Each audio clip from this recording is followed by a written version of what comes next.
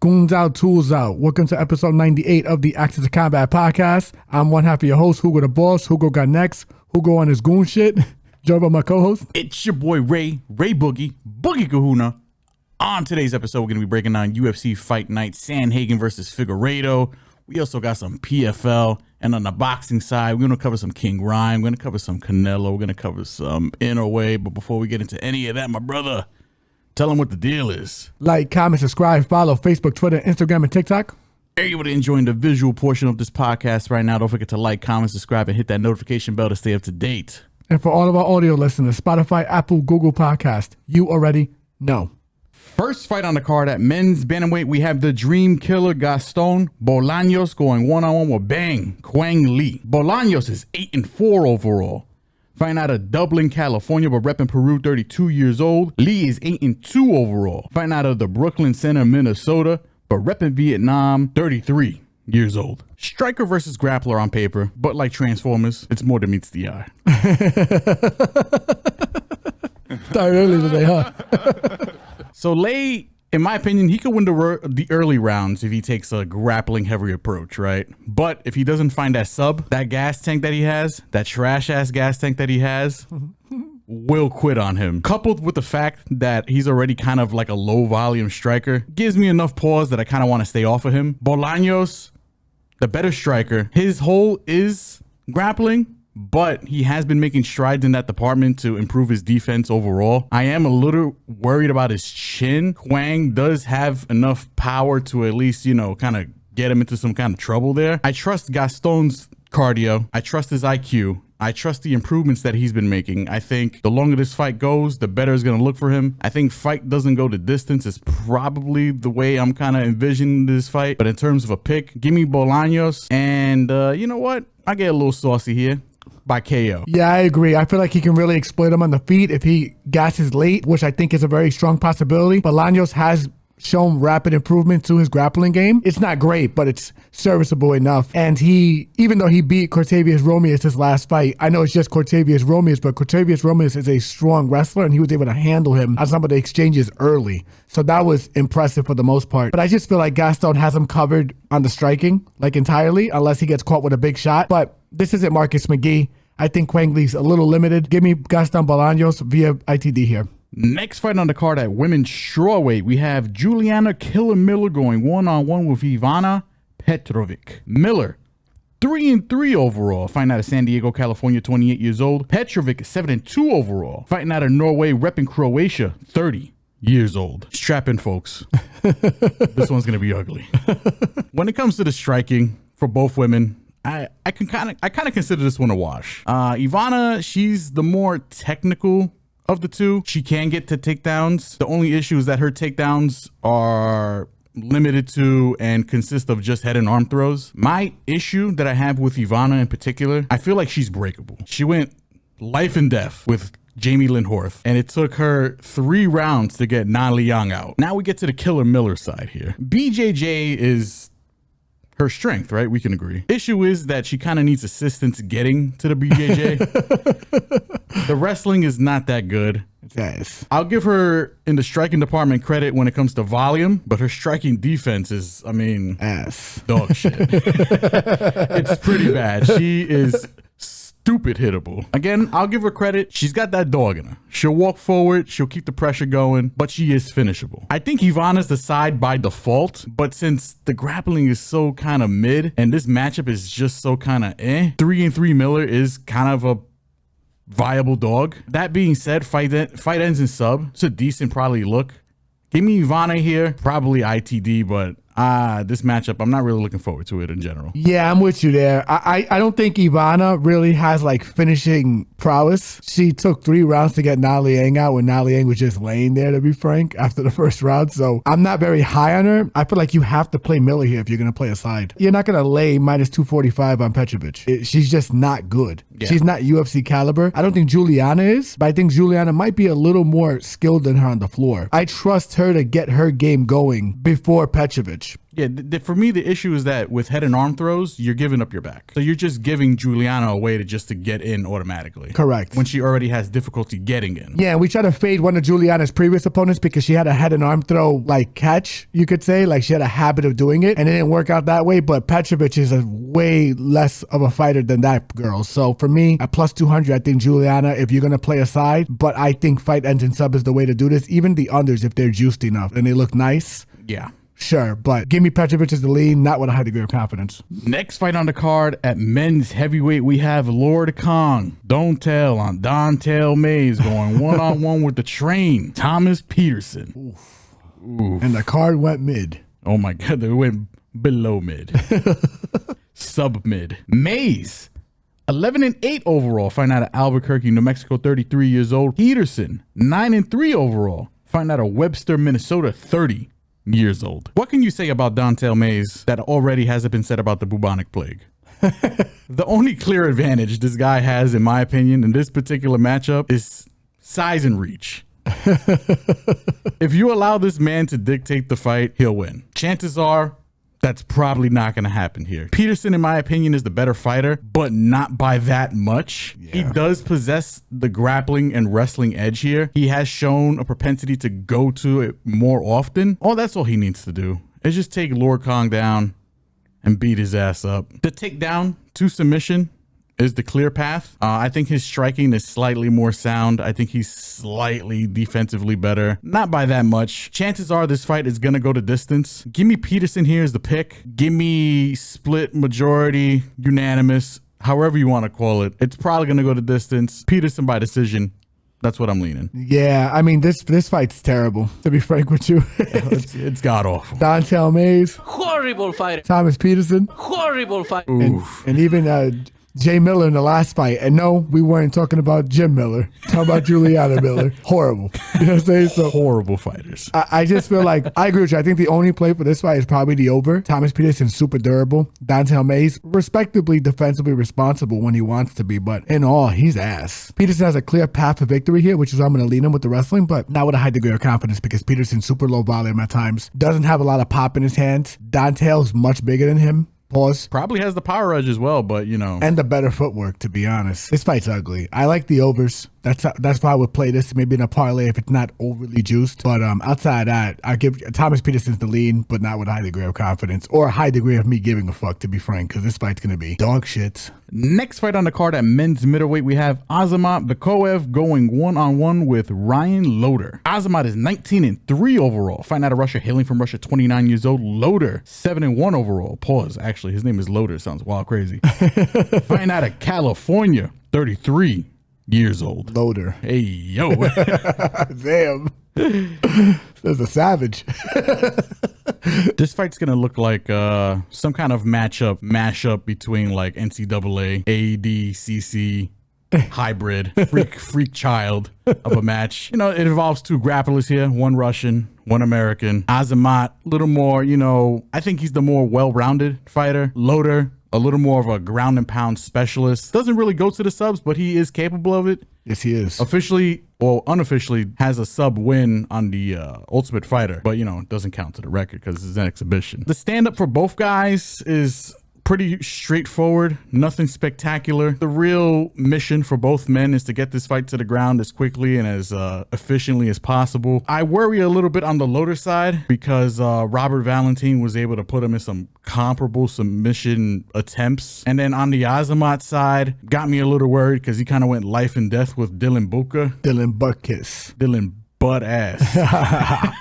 But I think I just got to lean Azamat here just on experience alone, not with a high degree of confidence. The overs probably hit here. I don't think anybody's gonna finish anyone. Give me Azamat tentatively by decision. Yeah, this fight's pretty straightforward. I trust Azamat a little more with the gas tank. Ryan Loder doesn't have a great gas tank, especially when you wrestle back into him. And I expect that Azamat is going to have success wrestling back into him. I feel that he is the better fighter all around. He beat the shit out of his first opponent, Zach Reese, demolished him, and he did it the way you're supposed to do it. Credit to Ryan Loder. He ran through homeboy from Iceland. Oh, Valentin. Even though Valentin did put him in some weird positions, I mean, Loder was able to, you know, finish the job. Yeah, he was able to load him. It was Hey, yo. hey yo, victory of Valhalla. He went to Valhalla. Oh yeah, he went to Valhalla, all right? Yeah. Oh my God. But yeah, I feel I think Ryan's gonna have a lot of trouble with him in this fight. I think Azamat has the better skills. I think he has the better stand up. It's not by a lot, but it's enough where I have to give a pick here. I don't like the -300 juice here,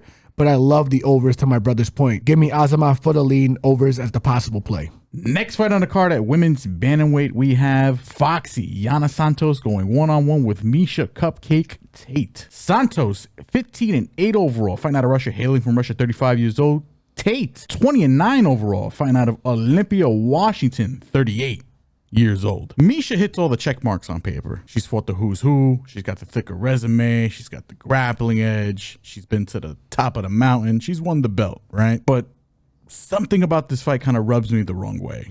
Agreed. Ever since she's come out of retirement, she's been 2-2 overall. Now she's coming back after a 1.5 year layoff. Like I said, just rubs me the wrong way. On the Santos side, she isn't really a spring chicken either. But, you know, facts are facts. She is the slightly younger, the slightly more active fighter here. Santos not only has less wear and tear, but she also has the striking edge, in my opinion. And she's lost to pretty much the who's who of the division. And, you know, I mean, I guess outside of Aspen Ladd, but we'll gloss over that loss. I don't think Santos's clinch style, her Muay Thai style, is gonna necessarily help her in this particular matchup. Kind of gives Miesha Tate a way in. Miesha Tate, like I said, has got the grappling advantage. I am afraid that this fight could be a second retirement fight for her as well, because I mean, I don't know, at the age of 38, you know, what are your real aspirations? I'll be picking Tate here, tentatively, not with the highest degree of confidence. She does possess the grappling, but a gut feeling kind of tells me that Santos might edge this one out by decision. But give me Miesha Tate here, nuts on the table. I'll say by sub. Yeah, I'm on the opposite side here. I'm just not convinced that Miesha is anywhere close to this level anymore. Respectively. I think Yana's just a little better at this point in time. In their primes, I think I'd pick Miesha, but I'm going to pick Yana, and I'm surprised she's a dog in this fight, to be frank. Yana has worked on her clinch game. Yana is a little difficult to take down at times. Yana's going to be bigger. Yana's a girl who used to fight at 45. Yana's younger. Yana's the better striker. I feel like this is Yana's fight to lose. And to be frank, the only two people that Miesha's beaten in her last couple of fights are Julia Avila, who came off like a 3-year layoff and just recently retired herself, and Marion Renault, who was a part-time teacher. So, you know, I'm just not there. I think Miesha has to seriously consider hanging it up. She's a dog. We made a lot of money in the Julia Avila fight because that fight was closely lined and we knew it could be completely one-sided. This fight she's going to be, I think, a little overmatched physically, and I think she's going to have a lot more of a harder time taking down Yana, particularly against the cage, than she thinks. Give me Yana Santos to edge this out via decision, but the dog play on her money line is there too, so just give me Yana Santos. Next fight on the card at women's strawweight, we have Marina Rodriguez going one-on-one with the Savage Gillian Robertson. Rodriguez, 17-5-2, fighting out of Brazil, hailing from Brazil, 38 years old. Robertson, 15-8 overall, fighting out of Florida, but repping Canada, 29 years old. Another Din Thomas special, ladies and gentlemen. Now, this is a step up for Gillian, but I think it's a natural step up for Gillian. It's a good matchup for her. Din has, you know, been doing his job, you know, matchmaking. Gillian on the way up. She's been looking relatively good, down at 115. Nothing against Marina. I love Marina. Big fan of Rodriguez here, but the woman cannot defend a takedown. She cannot. If this fight stays standing, Rodriguez beats dog shit out of Robertson. Let's keep it a buck. But if and when this fight eventually hits the ground, Robertson's going to be doing some nasty things on the ground. The nastiest of things on the ground. Now, credit to Marina. She's never been subbed, and she's fought, in my opinion, better grapplers than Gillian Robertson. And I do have a little pause about Robertson in the striking department, because Marina, the women who tend to beat her, I mean, outside of like Janji Roba, you know, they have decent striking, and the striking kind of helps them get in. Robertson's striking is it's gotten better. She's made strides, but it ain't spectacular. It ain't nothing to write home about. You know what I'm saying? So I do have a little bit of pause there. But again, the Din Thomas special. I'm assuming they got a nice game plan here. Give me Robertson here. I want to say ITD is probably the way to go. Since she's never been subbed, I kind of want to say Robertson by KO is probably a little sneaky here. ITD is probably the safer way to go, but you know, Robertson's definitely the pick here for me. Yeah, this fight is not even close on the floor, in my opinion. If Gillian gets on top of her and mounts her or gets her back, she's going to smash her face or she's going to sub her. I'll be frank with you. I mean, I know she didn't finish Luana Pinheiro. What I will say is the reason why this line is a little out of control is because Marina is like probably the best athlete she's fought. Low key. So that gives me a little bit of room for pause considering Gillian Robertson had some trouble with Luana Pinheiro, even though Pinheiro had developed and gotten a little better with her wrestling defense. But the thing is, the more this fight carries on, I just don't see this fight second, third round going Marina's way if she can execute takedowns because she's going to get tired. She's going to give a position and she's going to put up that little knee shield that she does. You know, she puts on her legs so she could block them from passing. Yep. But Gillian's going to cut through that like butter and just do dirty things to it. Give me Gillian Robertson ITD here, but we'll see close to the fight time. And this is definitely going to have some value for me to play it because she's sitting at a minus 290 right now. So I'm curious as to what her ITD is going to look like. So give me Gillian Robertson ITD, but we'll see close to the fight time how we bet this. Next fight on the card at men's lightweight, we have Jeremy Little Heathen Stevens, the returning Little Heathen, going one-on-one with the returning Dragon, Mason Jones. Stevens is 29-21, fighting out of San Diego, California, 38 years old. Jones is 15-2, fighting out of Wales, repping Wales, 30 years old. So we got the return of the Heathen versus the return of the Dragon. This is Bruce Lee shit. This is Bruce Lee shit. I think it's kicking off the main card as currently constituted. I think it's going to be a banger. It's going to be bloody. People are going to bleed. Somebody might get cut open. Somebody might die. People gonna bleed. It's gonna get cut open and somebody might die. In the great words of Mike Perry. In the great words of the most wise Mike Perry. Now, initially I was all over Jones here. I thought he got cut from the UFC. It turns out that it was like a contract dispute and they ended up just parting ways. I'm happy that he's back. I think, you know, Jones is very good. Like I said, I was all over him initially, but you know, I dug a little deeper into it and, you know, I'm still on the Jones side here, but not with that much confidence. All respect to Little Heathen. At age 38, he still got hammers. He still can swing that thing. Hey, yo. Pause.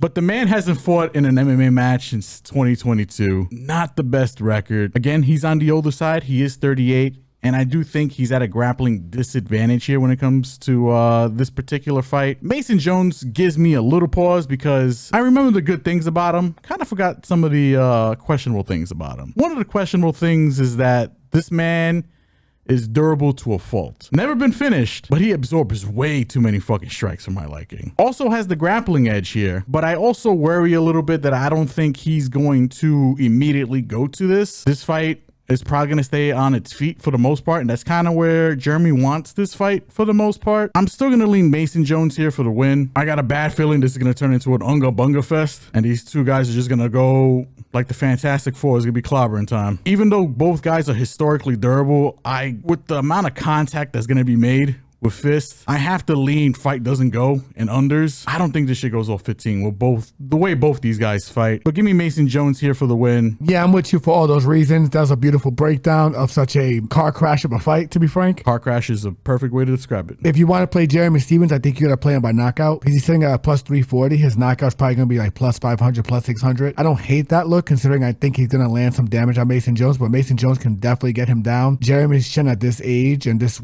you know, with this amount of tread on the tires, it's probably going to be a little questionable too. Mason Jones is definitely a lean, but the unders in the fight doesn't go is definitely a parlay piece and or like a play if it makes sense, which I doubt because it's probably going to be juiced as hell. If you like Jeremy, I don't hate like a play on him just because Mason doesn't necessarily go to his wrestling like you think he would, right? So give me Mason Jones for the lean here, but the unders as the play. Next fight on the card at men's bantamweight, we have Quick Montel Jackson going one-on-one with Soncora Daniel Marcos. Jackson is 14-2 overall, fighting out of Milwaukee, 33 years old. Marcos is perfect, 17-0, fighting out of Boca Raton, Florida, but repping Peru, 32 years old. This should be a great technical chess match between two solid fighters, in my opinion here. There's two things I don't like about Jackson. These are my two critiques. I think he's a little bit on the low volume side. Super low volume side. And he doesn't fight enough. I wish he fought more, to be honest. Besides that, this guy possesses all the advantages in the world. I think he's athletic. He's big for the weight class. He hits fucking hard. He's got grappling. The guy's a stud. He's an excellent fighter. I think he has the same size hands as I think as Francis Ngannou. Yeah, Some he stupid has shit like that. humongous hands for a bantamweight, by the way. He hits bantamweight. That's why, like, he touches dudes. It's weird when he hits them because it's like he doesn't wind up like he's trying to hit them hard. He just touches them and they just fall out. The way he put Blackshear down was crazy, dude. One hitter. Yeah, no one does that to Blackshear. And to possess that kind of power at bantamweight with all his physical advantages and gifts, the sky's the limit for Montel Jackson, in my opinion. His only weakness, and it's a weakness that he's been working on because, like I said, he can grapple, but his only 2 losses have been to people who have just taken him down and rinsed and repeated him and, basically just took him to the fucking laundromat, just washed his ass on the ground. I don't think he has to worry about that in this particular matchup. Marcos, an excellent striker in his own right, I think underrated IQ, and a guy who also has been showing improvements to his grappling game in general. Like, I think in his last fight against Yanez, he was implementing grappling himself, and, kind of taking away Yanez's only tools, which is, his left and his right, right? I mean, no offense, but the guy's a little, Limited. I like Marcos. He's undefeated. I think this fight, like I said, is going to be a chess match between 2 guys here, but I'll lay it out there. I'm just going to lean the guy who I think is just slightly more talented in every subsect and every check mark you want to hit. Give me Montel Jackson here. I'll say decision. Also Jackson, if he wanted to take this fight to the ground. It's there. It's there for him. So, but give me Jackson for the win. Yeah, I'm with you on the Jackson side. And the only reason I have pause on like being so very strong on Montel Jackson, I think you agree, because I don't think you're very strong on him either for this fight, is the low volume. Yeah. Marcos is going to kick him. Marcos is going to punch him. Thing is, Marcos is going to get hit. There's no way he's not going to get hit in this fight. And to be honest, he's undefeated, but he shouldn't be, because I thought he lost to David Graham pretty clearly. I thought it was one of the worst robberies ever. I like the possible play if this line gets disrespectful on Marcos, considering the volume edge, but the lean's gotta be Jackson, because I think if Jackson touches him, he's gonna win the moment in this fight if he touches him. Even though he's low volume, he makes it count, but I could see his front leg getting chewed up a ton before he even connects or before he even gets going. But once again, he's only really lost to wrestlers. This is a fight that he's gonna prefer, and he just needs to pretty much breathe on this guy. If he catches him, he's gonna drop him or he's gonna knock him out. So give me Montel Jackson by knockout or decision here. Next fight on the card at men's welterweight, we have the Argentine dagger Santiago Ponzinibbio going one-on-one with D-Rod, Daniel Rodriguez. Ponzinibbio is 30-8, fighting out of Coconut Creek, Florida, but repping Argentina, 38 years old. D-Rod, 18-5 overall, fighting out of LA, California, also 38 years old. You would think this fight ends in KO, right? There's going to be 0 grappling between these 2 old men. It's going to be a mostly stand-up affair, mostly striker versus striker. Striker's delight, we'll call it. Tough fight to call, in my opinion. I can understand why the lines are a bit close. D-Rod, in my opinion, has got the better jab, the cleaner striker, the better chin. Pons, on the other hand, he's got the power, he's got the movement, he's got the experience. I go back and forth. D-Rod sometimes fights, like, at least recently, he's been fighting like he has, like he's wearing a back brace. Yeah. Like, he looks stiff as shit. It's bad.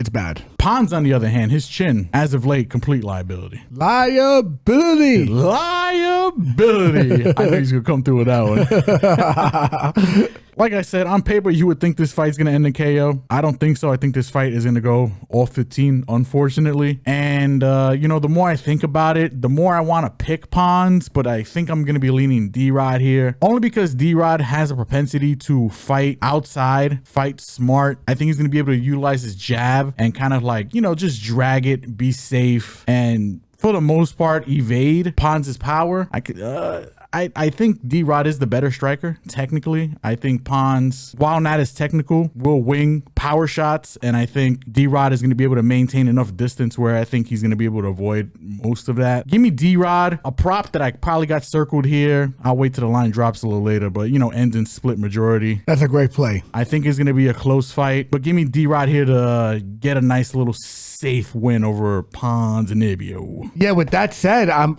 surprised you're not just going dog or pass here, and I will be going dog or pass here. I'm on Ponzinibbio. I respect that.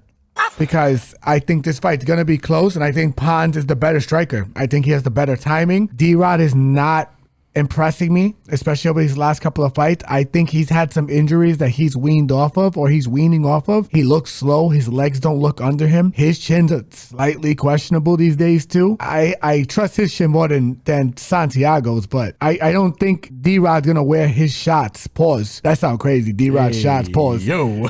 I don't think D-Rod is going to be able to take Ponz's punches the same way as he did maybe 2 years ago. D-Rod looks like he's in a back brace, and it's been the last 2 fights. He looks slow. Stiff. Yeah, his legs just don't look under him. Yeah. Like, it's sad to see because I like the guy. He has a crazy story, but I think he got into the sport a little too late, and this is a guy who's a seasoned striker with better technique, in my opinion. So for me, this is a clear dog or pass spot. Give me Santiago Ponzinibbio via decision on the money line. It is value. Give me Santiago Ponzinibbio straight.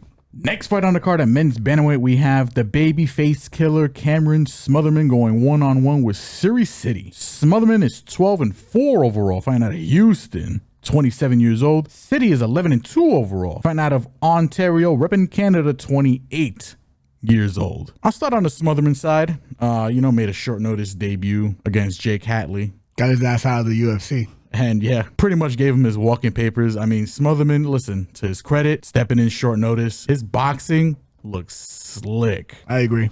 I'm in love with this dude striking. He goes high-low, works the body. A little stationary. He did get taken down by Jake Hatley, so that's, something I got circled here. On the Sidey side, I think Sidey is a little more dynamic. And when I say dynamic, I mean, I think he's got a little more tools because I think Sidey uses kicks a little more. He's able to implement elbows and, really kind of mix it up where Smotherman is primarily his fist, the occasional knee. I think Smotherman is probably decent in the clinch as well, but Sidey, in my opinion, even though he hasn't really had any success in the grappling, has been going to the grappling and has been trying to mix it up in his previous fights. I do think he finds a little bit of success here in particular. Give me Sidey, not with the highest degree of confidence. I just think he's got a little more tools. He's got the clearer path here. At the same time, I also have this weird gut feeling that Smotherman's gonna get in his range and rock him with a body shot. Not with the highest degree of confidence, but give me Sidey here, and it's probably gonna go the distance. Yeah, I'm with you here. I think Sidey has the clear path to victory. I'm gonna keep it that simple, but losing to Ramon Tavares in that rematch was not a good look. I just feel like he overlooked him, and I feel like he underestimated the improvements that Ramon could probably make in between camps. That fight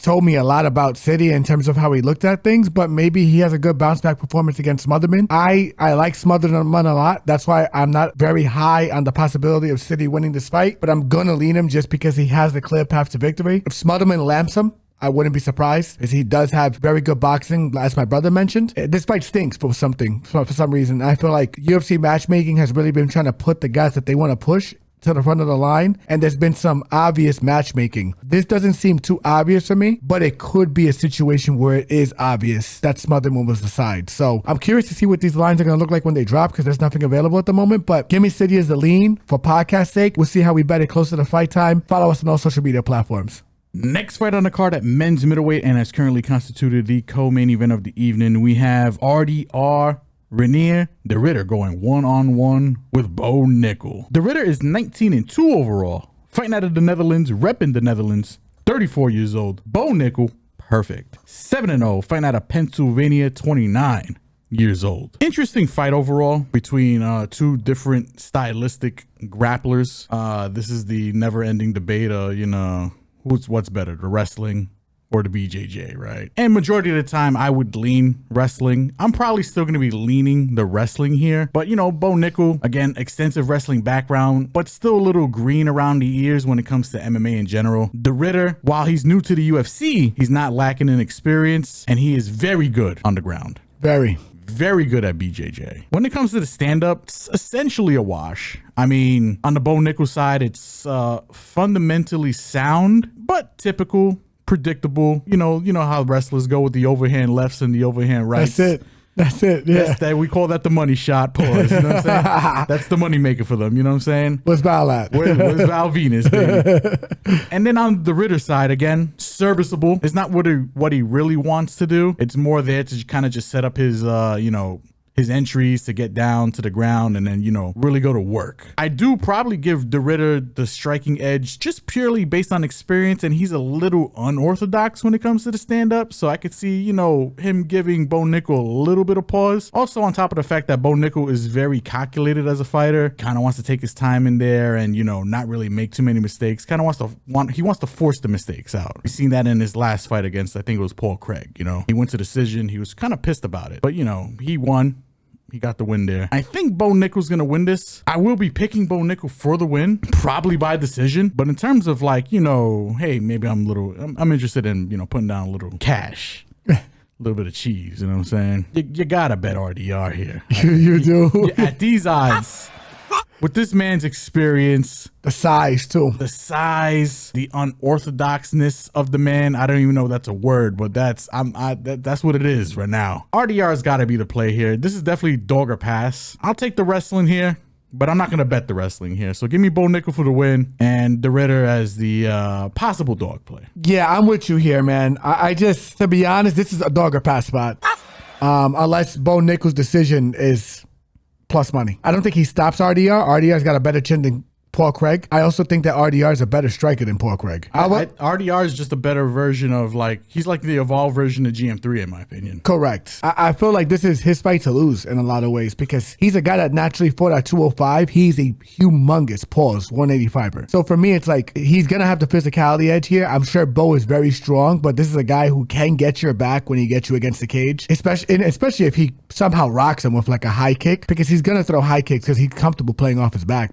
But I just feel like this is a fight where you have to lean RDR here. And like I said earlier in the podcast, you have to believe in UFC matchmaking. So I do think they're trying to put Bo in a good spot here. I just feel like this is a fight that it's exploitable. Like that sub's probably going to be plus 500. You have to play it. At least sprinkle a little bit on it. And then it's also a situation where it's like, Bo's not going to stop this guy. Bo's probably going to want to keep this fight standing. To be frank, I don't even think he's going to want to play with this motherfucker on the floor. But he's just way bigger. His grappling is very good. Bo can grapple. Don't get me wrong. I'm not taking anything away from him. Yeah, but if you ask me, I do believe that his control wrestling could probably get it done here, but yeah, why risk it? Why risk it? He's not a dumb guy, and if the Ritter just puts punches down the pipe like he did against GM3, like his punches are not terrible, man. Like, and he is a humongous person for this weight class. He drops Bo, it's a club and sub right there. There's no way he's gonna get Bo's neck and just fucking strangle him. For me, to be honest, I think if GM3 wasn't on a 2-fight losing streak, this would be his spot here. Yes. But obviously they don't want to matchmake a guy who's on a 2-fight losing streak with a guy who's undefeated. It just doesn't, it doesn't rub right. You know what I'm saying? Well, listen, in boxing, they don't give a fuck. Oh, in the UFC, they actually do care. Yeah, they want the best fighting the best. They want optics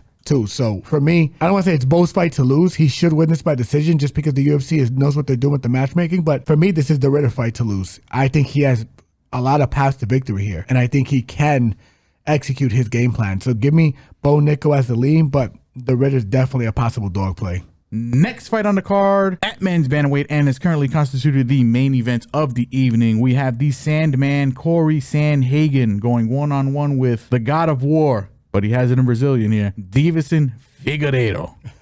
Portuguese. There you go. You know the language. Sandhagen, 17-5 overall, fighting out of Aurora, Colorado, 33 years old. Figueiredo is 24-4-1, fighting out of Brazil, hailing from Brazil, 37 years old. Extremely interesting fight.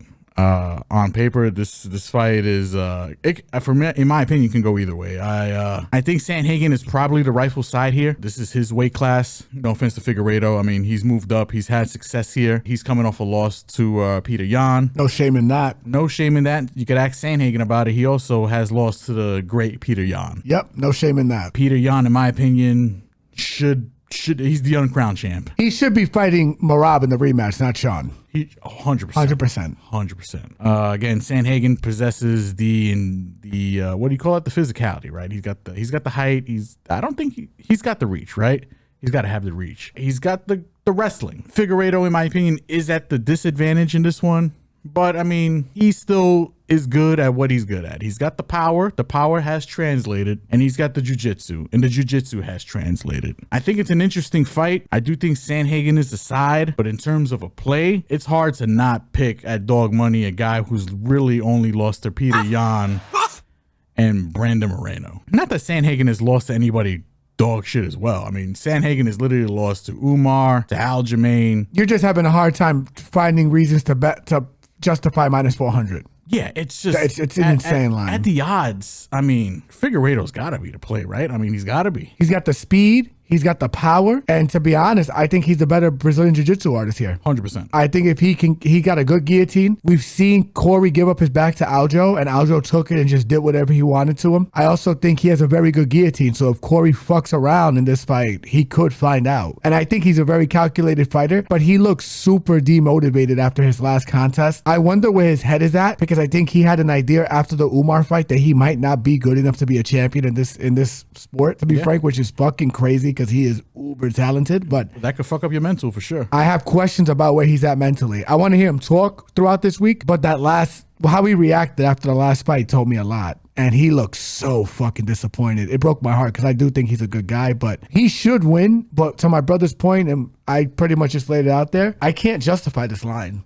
I can't, especially when I know Figgy can catch him. He can catch anybody. And Figgy dropped fucking Jan and hurt him. And Jan's super difficult to hurt and catch. You know, he ran through Cody Garbrandt. Okay, whatever. Like, Cody's not the same, but he got to his wrestling there because he has a good fight IQ. Very smart. Not dumb, and has a fucking really good guillotine against a guy who I think is gonna wrestle into him in spots in this fight. I mean, he has to if he wants to win, I think. Corey can't stand with him for 25 minutes, in my opinion. I think he could keep him at range for a bit, but eventually, I mean, Figgy's a smart guy. He's gonna catch you. He's gonna find a way to get in. Even though he's got the length advantage, I don't think the length is that deep. Like, Figueiredo can touch him. The arms are long enough to box with God. Agreed. I'm with you here. All the way. Give me Corey Sandhagen, and I think to my brother too, I think he agrees. Give us Corey Sandhagen. I will say by decision here. Yeah. But possible dog play on Figgy here. The God of War. And that does it for the UFC coverage. We're moving right along into more MMA, the PFL, the World Tournament, their first round, this time featuring heavyweights and light heavyweights. And let's jump right into it with the first fight. At men's heavyweight, we have the debuting Rodrigo Nascimento going one-on-one with the one and only Abraham Babley. Nascimento is 11-3 overall. Fighting out of Brazil, hailing from Brazil, 32 years old. Babley is 5-1 overall. Fighting out of England, repping England, 29 years old. This is going to be a funny looking fight because Babley, for a heavyweight, a bit on the short side, a bit on the stocky side. Gonna be fighting a relatively bigger guy here in Nascimento, a guy that you would think, you know, coming over from the UFC, he's gonna be the better fighter. I got news for you, ladies and gentlemen. Just because you come and fight for the UFC doesn't mean you're some kind of god tier fighter. Now, you know, I'll give you the benefit of a doubt. You have fought in the better company. I give it to you. You fought the better brand of comp. You know, the PFL or PFLator or Bellator, however you want to call it. Don Davis likes to call themselves the co-leader. You know, we'll put that in quotation marks. The co-leader. They do have some talent.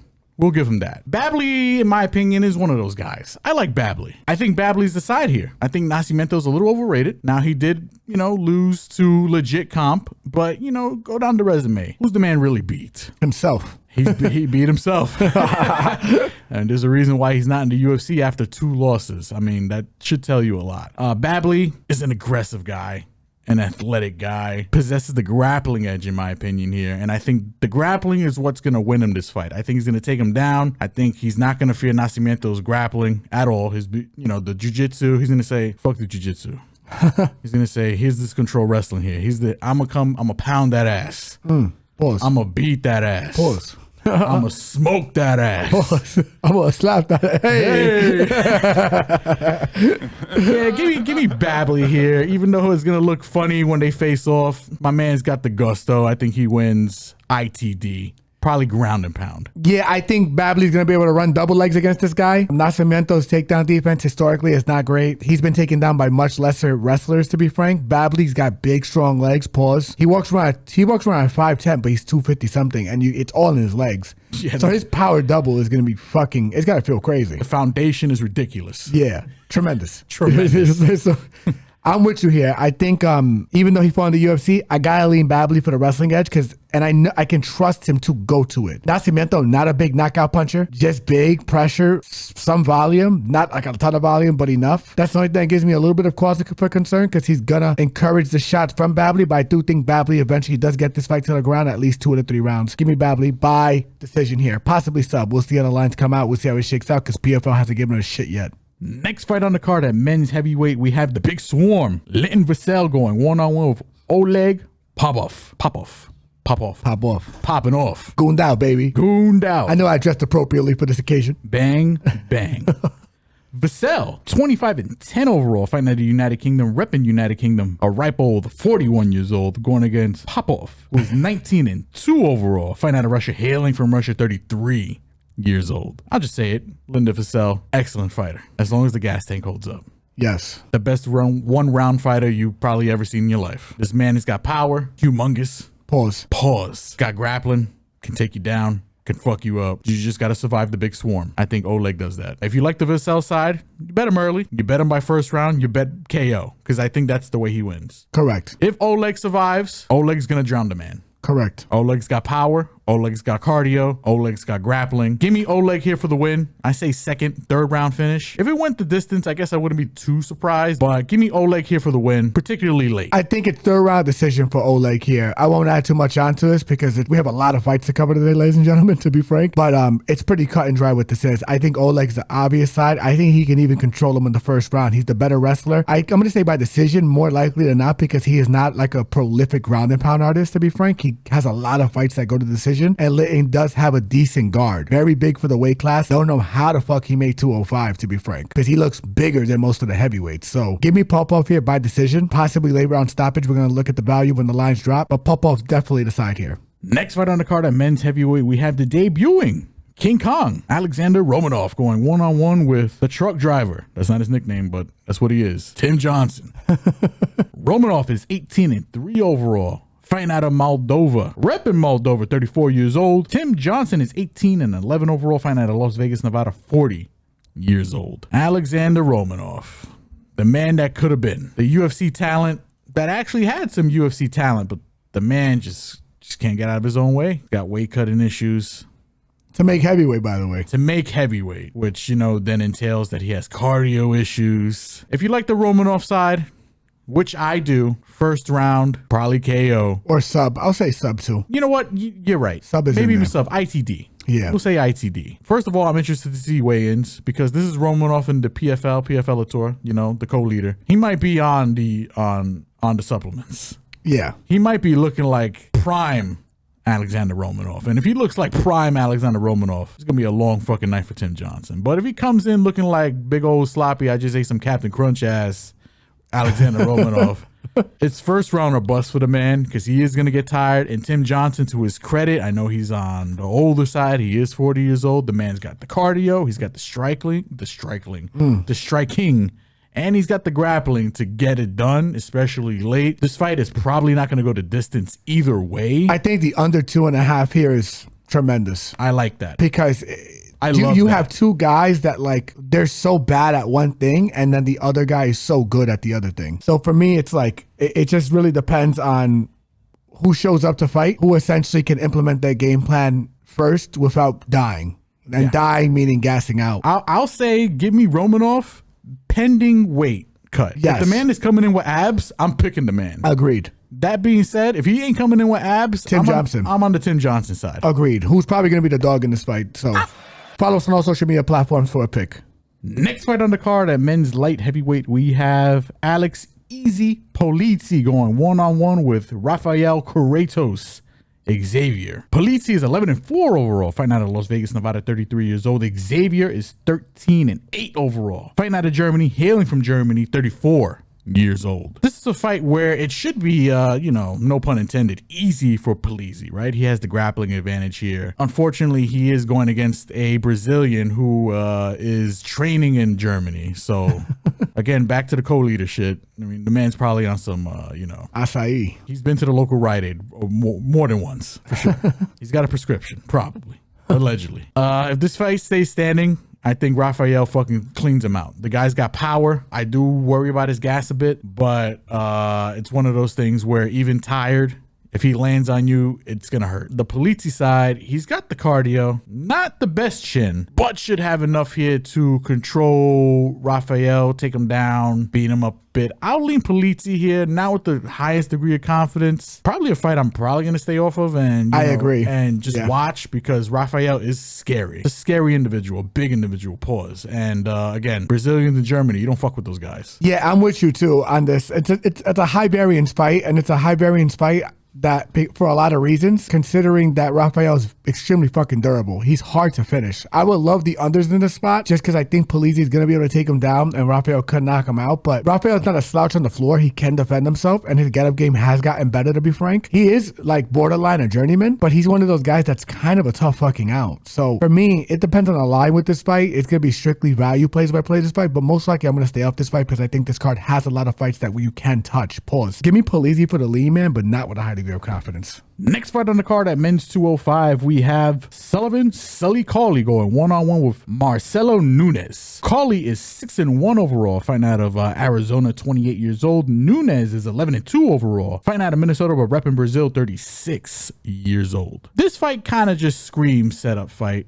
I mean, we got a relatively young Cawley here who is a very dynamic, hard-hitting, heavy-handed striker. I think he's got a kickboxing background.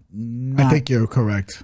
I gotta, double back on that just to make sure. But the man's a striker. He's not afraid to go to the ground if you fuck up, especially, if you some dog shit entry, some, low hanging kick that you end up busting your ass. He's gonna go down to the ground and bust your shit up. Yeah. The man has not been out the first round. Has finished, I think, if not all, the majority of his fights. Going against Marcelo Nunes here, who is a subbing specialist. The issue is that I think the man is a bit washed. And like I said before, this screams setup. This screams, hey, Cawley, take the spotlight here. They got him on the main card. Give me Cawley here for the win. And, why deviate? First round KO. Yeah, I'm with you here. It feels like a setup fight. Cawley does not have to get a lot of wind up on his punches to hurt you. He touched the dude the last fight on the chin. Or his second last fight, one of them, when he had him in the ground and pound position, and dude, he did not wind up. He kind of just clipped him, like went by his face, and dude went out. Like, it was bad. I was like, damn, this dude hits fucking hard. So I'm with you for all the reasons you mentioned. I'll keep this short. Sullivan Cawley rather, via ITD. I'll say in general, but it probably will be in the first round. Next fight on the card at 205, we have King Carl Albrechtsen going one-on-one with Smooth. Pause.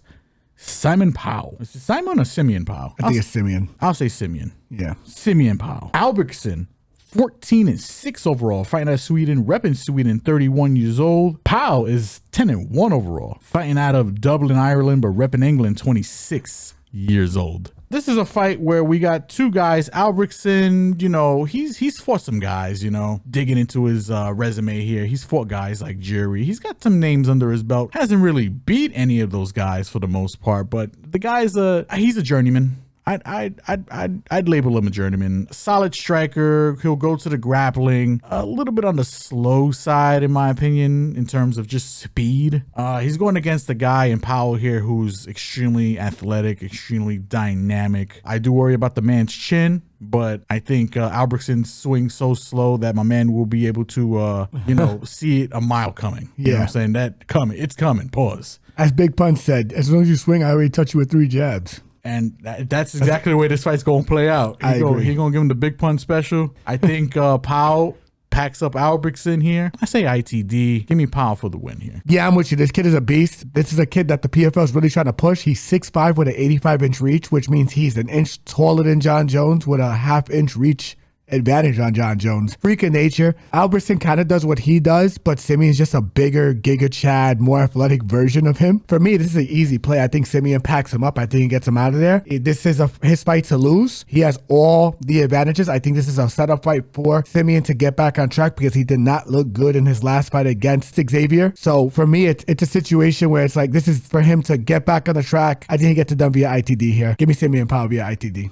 Next fight on the card at 205, we have Shoeface Antonio Carlos Jr. going one-on-one with Carl Moore. Shoeface is 16-6, fighting out of Brazil, hailing from Brazil, 35 years old. Carl Moore is 12-3 overall, fighting out of Ireland, repping Ireland, 33 years old. I mean, this fight basically boils down to whether or not you think Shoeface is washed. If you think he's washed, Carmo's the side. If you don't think he's washed, Shoeface is the side. I mean, Shoeface has got the better jiu-jitsu, got the better grappling. The striking, it's okay. Yeah, it's serviceable, yeah. I say slightly, probably above serviceable. I think he's got decent striking. Good power, too. Good power. Carl Moore hits hard. Humongous fucking human being. Yeah, he's jacked. And I think if he does get this fight to the ground, I think the physicality alone can give Shoeface, especially if he's washed, some trouble. I think I'm on the fence here. I don't like to sit on the fence, So I'm going to make a drastic pick here. I think Carl Moore is probably going to win this. I am in the camp of Shoeface might be washed. The physicality of Carl Moore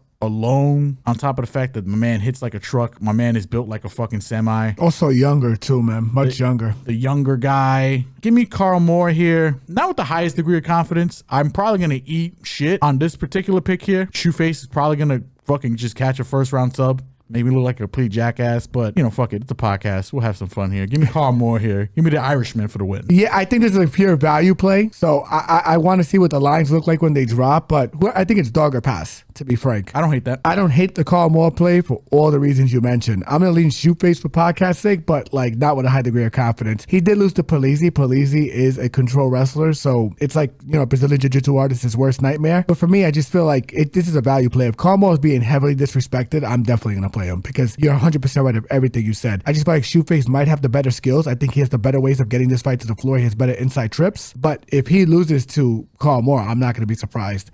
We'll see how this fight plays out. Give me Shoeface as the lead. Not sure I'm going to play it yet.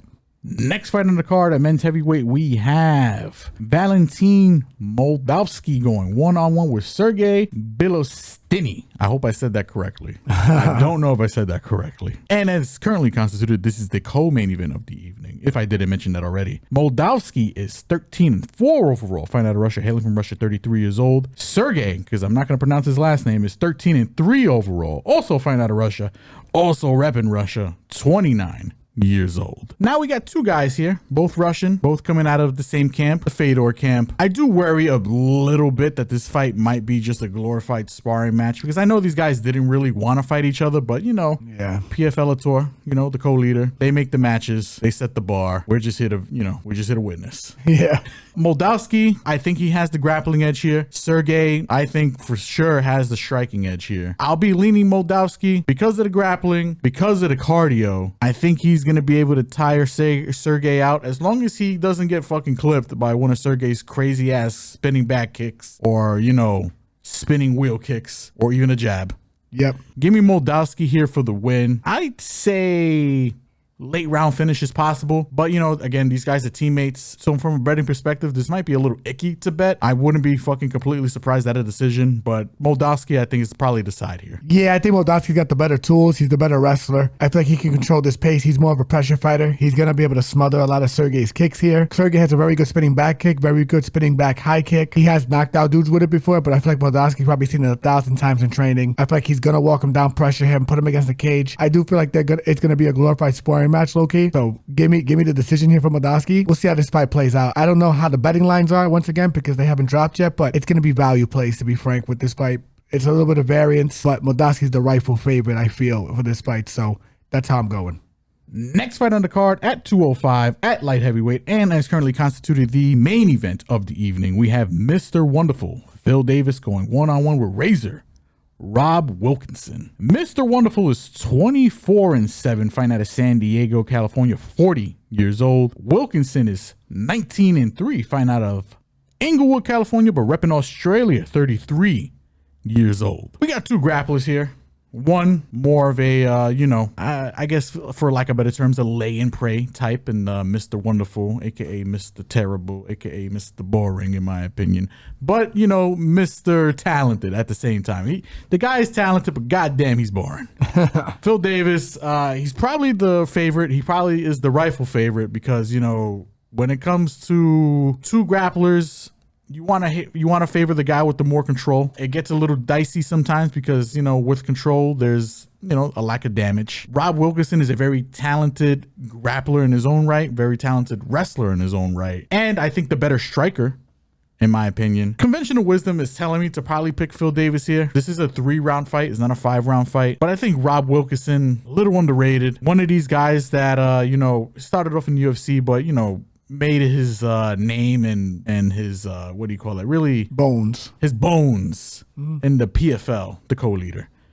And I think the guy's good, and you know, allegedly, you know, pot for gear, and you know, that's never a bad thing either. So I'm gonna be going against probably my better judgment. Maybe it's the fan in me, maybe it's not. Give me Wilkinson here for the win. I think he's gonna, you know, fuck Phil Davis up. Hopefully for the fans. Yeah, I'm with you here in terms of like how this fight's gonna look. I like the split majority play for this fight because I do think this fight's gonna be close. I do not hate that. Any fight with Phil Davis is fucking close. Yeah. Like, because he's so good, he's so smart. I just worry about his volume here because he tends to not throw a lot. But I'm not extremely confident Rob Wilkinson's gonna be able to get him down at will. Like if Phil Davis was fighting Josh Silveira, he gets him down with ease, in my opinion. Rob Wilkinson struggled getting Silveira down. Rob's gonna throw more volume in this fight, though, and cage push and get him, do what he's gotta do. I just feel like Phil Davis, especially with his experience, with his size, with his athleticism and his wrestling, it's gonna be a tough fight for Wilkinson. This fight's going to be very close. It's a fight that I don't really have an interest in picking a side, but for the podcast sake, I will lean Wilkinson just because of the volume and just because I feel like the PFL judging is going to give it to the PFL guy over the Bellator guy in a close fight. Ooh, that's a spicy take. I'm just being honest, but if Phil won this fight, I'm not going to be surprised. I think it's a pure dog or pass spot. That's how you should play it. I love the overs in this fight, and these guys are not finishing each other. They don't finish their cereal in the morning. Could have finished a sandwich, man. Give me Rob Wilkinson just for the volume edge, but that's just about all. Unless Phil Davis is able to just wrestle him down and control him for minutes, which, by the way, that is a possibility. And come to think about it, follow us on all social media platforms. I might just change my pick later in the week because this fight's going to be razor close in my opinion. Give me Wilkinson for the podcast sake, but don't be surprised if I make a play on Phil Davis later this week. And that does it for the PFL coverage. That does it for our MMA coverage. But, man, we got to get right into the boxing. And we got a ton of boxing. It's Cinco de Mayo weekend. And without further ado, I'm going to throw it right over to my fucking brother here, who is the boxing guru. We'll kick it off with the fight that's actually closest to Cinco de Mayo, but it's going to be happening in Vegas. Surprisingly, I thought it was going to be happening in Tokyo because it's headlined by Inoue. The monster. The monster. But we'll jump into the co-main event first for the WBO World Featherweight title. Rafael Espinoza, El Divino, going one-on-one with Edward the Kid Vasquez. Rafael is perfect, 26-0, the champion, fighting out of Mexico, repping Mexico, 31 years old. Edward is 17-2 overall, the challenger, fighting out of Fort Worth, Texas, 29 years old. Yeah, this is a tough fight for Vasquez, and here's why. It's not that Vasquez doesn't have the skill. His timing is very good. He makes very good decisions in certain parts of the ring that actually like really jumped out at me. As Bruce Lee said, when I see an opening, I don't hit. It hits all by itself. This is Bruce Lee shit. Bars. And he has those reflexes in terms of violence and applying violence at the appropriate spots. The problem is he's going against a physical freak in this weight class, Rafael Espinoza. He doesn't have a ton of punching power, Vasquez, and if he did have punching power, I would definitely play him in this fight. He only has 4 knockouts. He gave Ray Ford all he could handle, but I'm not sure I would even pick Ray Ford against this guy because I think Rafael's volume, his fucking chin, his boxing IQ, his mixture of attacks with his hands, just everything. It's going to be a lot for Vasquez to overcome. This fight is going to be a little difficult for me in terms of how it's going to go because I think Vasquez has never been stopped, and this is a guy who does have good ring awareness and knows how to defend himself. I have a feeling Espinoza is going to be able to bury him with pressure late, the same way he did with Robesi Ramirez. Robesi had power, was able to keep him off in both fights before getting dropped in the 12th and then getting stopped in the second fight. I just feel like this is going to be a tough fight for Vasquez just because I'm not sure he's going to be able to hurt him. Give me a mid to late round stoppage for Espinoza here, but don't be surprised if I decide to change that pick to a decision later this week based on the value of the line when it drops because Vasquez is savvy enough to survive. Give me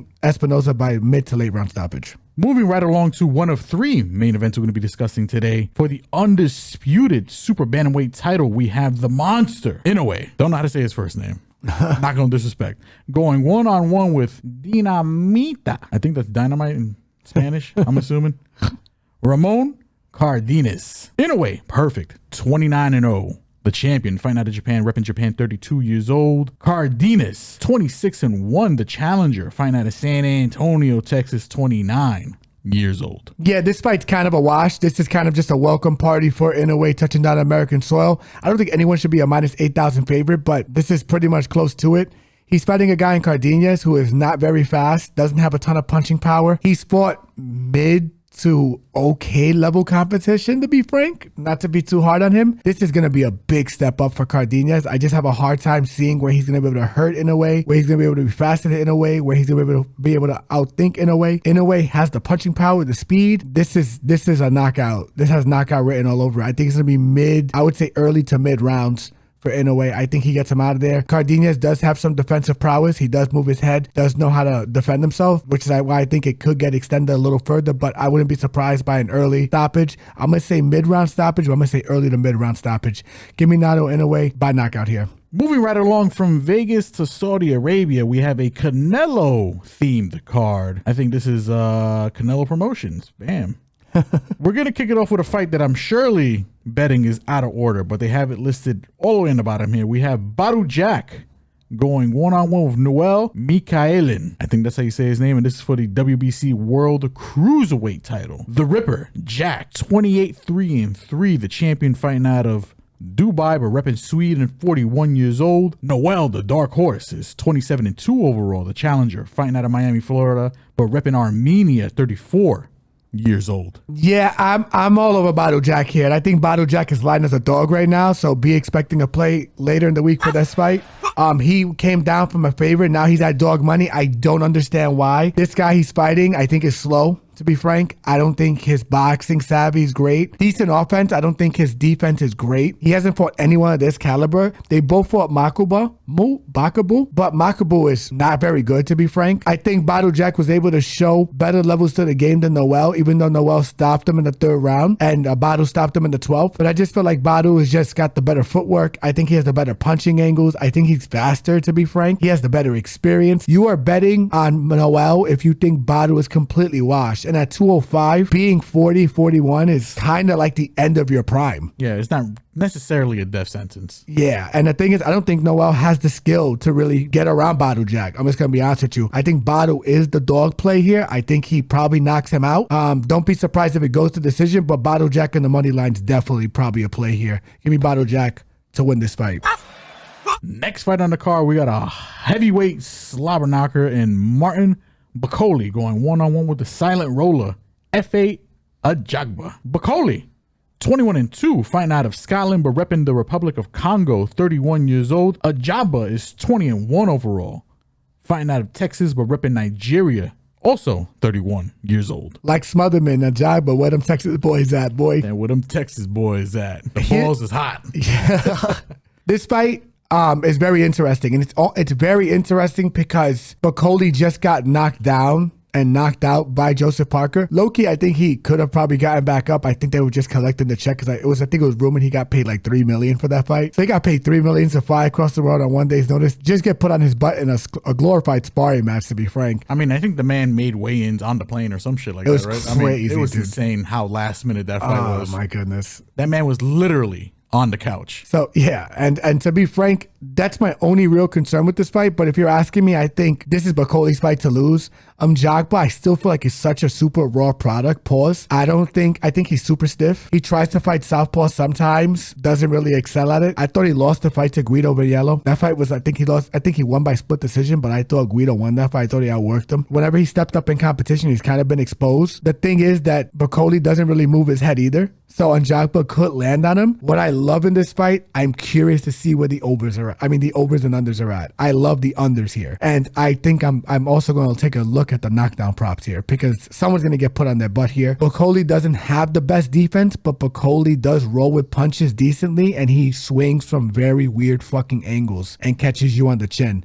Has legit power, walks you down, pressure fighter. Jagba does not do well against pressure fighters. I'm going to lean Bakole here by knockout, but the knockdowns and the unders are definitely probably the bet here. We'll see how they're lined. We'll see where they're lined at and where they're at, and then we'll make a decision. Follow us on all social media platforms as usual. Next fight on the card, we have a run back and is currently constituted. It is the co-main event of this particular card. We have Bruno Serhiy going one-on-one with Jaime Munguia. Serhiy is 26-0-2, fighting out of France, repping France. 26 years old. Munguia, 44-2, fighting out of Tijuana, Baja California, Mexico, repping Mexico, 28 years old. Yeah, this is Munguia's fight to lose. And I know he got knocked out in the last fight versus this guy.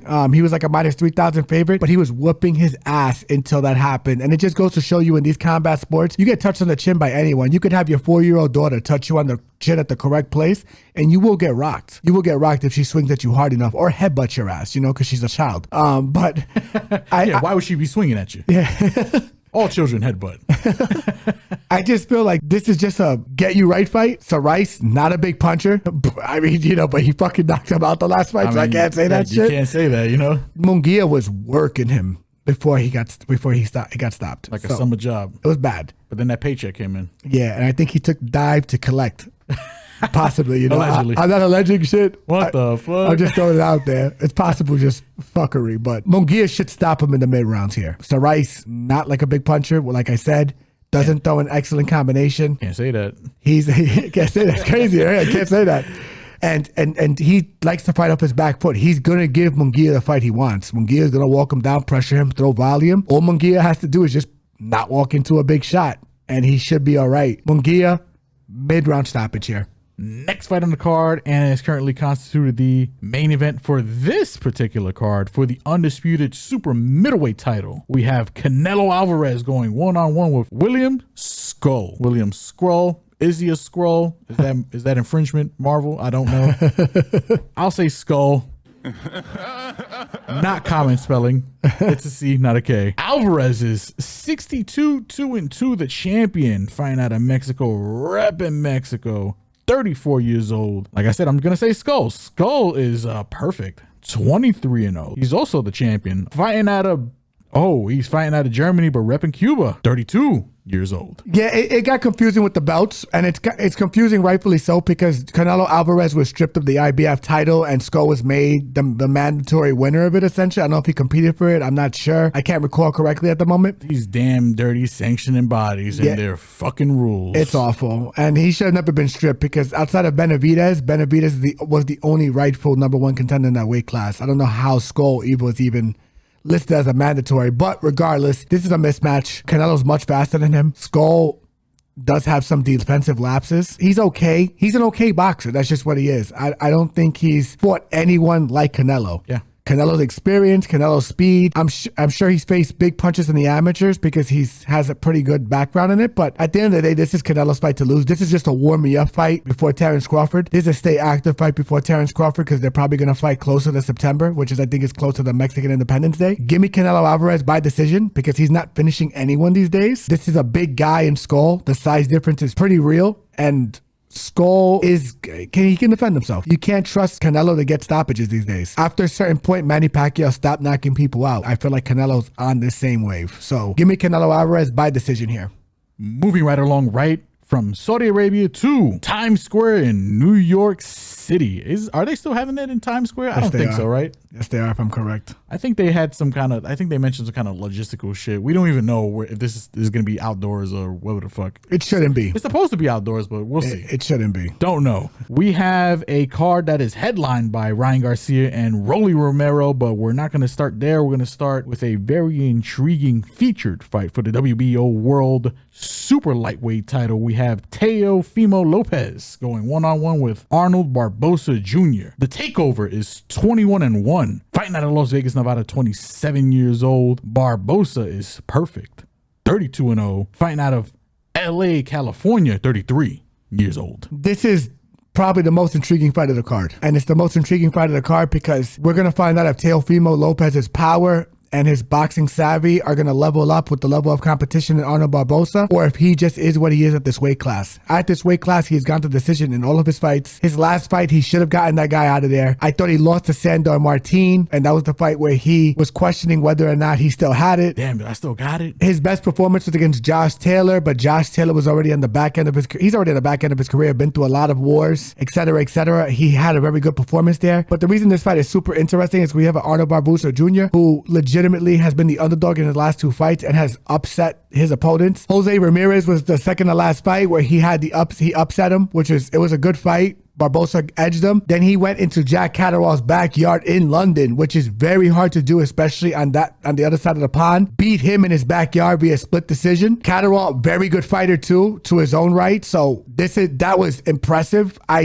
lean Catterall just because he was in his backyard, but Barbosa did do enough to win that fight. Barbosa, very good counterpuncher, very slick with his 1-2, very good to the body, very good with his timing. Now we have Teofimo Lopez, a guy that is relatively inactive, very explosive, but doesn't go to the body, predominantly a headhunter, doesn't throw in combination as much as you like him to, kind of relies on his pop shots, can be low volume at times, does have a problem sometimes with pressure fighters that will smother his work, but also a guy who, when he leads the dance, kind of gets in trouble. Arnold Barbosa is a live dog in this fight, believe it or not, ladies and gentlemen. For all the reasons I just listed, and the odds are reflecting that. He started at a plus 220 and he's now gotten smashed down to a plus 190. That means the public and Vegas is recognizing that Barbosa is much more in this fight than they originally had expected. Teofimo Lopez was a minus 300. Did not agree with that line. I still think Arnold Barbosa is playable at this line. And if you're going to bet Teo, I have a hard time believing he's going to win this fight by knockout. I think he probably gets it done via decision unless he has a Terrence Crawford level performance where he knows this is a big stage that he's on and he's just going to level up and show you the layers that he's not showing because now he's actually entertained by the competition. I don't get that because he's gotten lumped up his last couple of fights at this weight class. Arnold Barbosa Jr. is a live motherfucking dog in this fight. And I will probably be playing him just because the odds are closer to the plus 200 than they are the plus 150. Give me Arnold Barbosa Jr. by decision here, but the money line is a nice play here as well.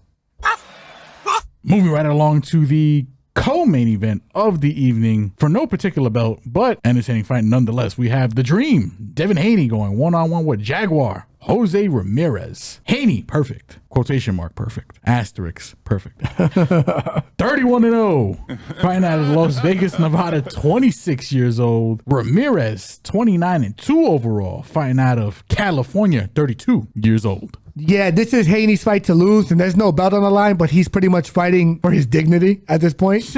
If he loses this fight, it's catastrophic fall from glory. Low key. He's humongous for the weight class, pause. He's not a big puncher, but I'm sure he has shored up his defense because he did get heavily exploited against the main event guy, Ryan Garcia. Haney, good jab, good footwork, good boxing IQ. Jose Ramirez is not going to be a dog play here, even at plus 680 for a couple of reasons. After his last loss to Barbosa, he was considering retirement. I feel like he came back for the fucking bag for this fight, and he should rightfully so be getting paid for this under a turkey promotion in New York against a guy who probably doesn't deserve this fucking fight because he got his fucking ass whipped the last fight. This is Haney's fight to lose. I think he probably gets it done via decision. Ramirez has never been stopped, so I'm going to say decision. Also, Haney, not a big puncher, so I'm going to say decision. But I want to see how Haney's talking this week before I make any final judgments on that, because if Ramirez is just looking to collect the bag and Haney comes in aggressive, which he is capable of doing, and he has shown flares of some decent punching power by hurting Regis Prograis in his move up, there's a possibility with all those intangibles in place that he could stop him. I wouldn't bet on it. I'm going to lean Haney by decision as the play for the podcast. We'll see how things get closer to the fight and how we play it. Follow us on our social media platforms. But Haney should not lose this fight. He should be able to get this done via decision at a bare minimum, and he should be getting his rematch against Ryan, even though if I was Ryan, I wouldn't give him shit. Not a damn thing. The fight doesn't do anything for him at this point. He whooped his ass. So give me Devin Haney for the win here. And last but not least, ladies and gentlemen, we finally made it 30 fights in. We got the main event, the last main event for the boxing side of the evening for the WBA, whatever the fuck regular welterweight title means. We have the returning King Ryan Garcia, going one-on-one with Rolando Rolly Romero. Garcia is 24-1, fighting out of LA, California, 26 years old. Romero is 16-2 overall, fighting out of Las Vegas, Nevada, 29 years old. Yeah, this is a tough fight for Rolly.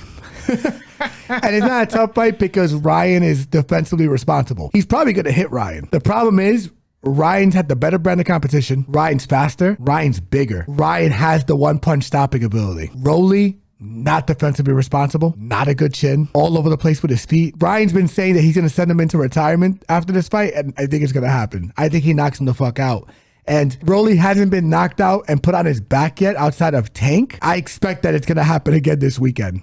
I expect that he's going to walk into a left hand that he's not going to see, that Ryan Garcia is going to throw, and Ryan is gonna do what he wants in there, to be frank. I think Ryan's offense is just going to overwhelm Rolly. I think he gets him out of there probably within the mid to late rounds. I think he carries him a little bit. I think Ryan wants to shake off maybe some of the cobwebs. But then again, too, I don't know, because Rolly might walk into a big shot, right? So, you know what? I'll say early to mid rounds. I think Ryan knocks him out. I don't think this fight goes far. Ryan's going to overwhelm him. Ryan's probably the most gifted guy in this weight class with hand speed, and he's the youngest. This is his fight to lose. I think he knocks him out in spectacular fashion, and we get the Devin Haney fight probably later this year, which I don't think he should be giving him because he whooped his ass the first time. I don't even think it's convincing, but give me Ryan Garcia via knockout in the early to mid rounds of this contest. And that does it, ladies and gentlemen. Thank you for sticking with us for the long haul. This podcast hopefully isn't that long. By the time I edit this joint, hopefully it's down to about an hour and change. I'm hoping it's not more than an hour and a half, but hey man, that's why I put timestamps in the motherfucker. You can skip over to whatever fights y'all want to watch, want to listen to, want the critiques. But you know, we're done. No more fights. My brother, take us fucking home. Like, comment, subscribe, follow Facebook, Twitter, Instagram, and TikTok.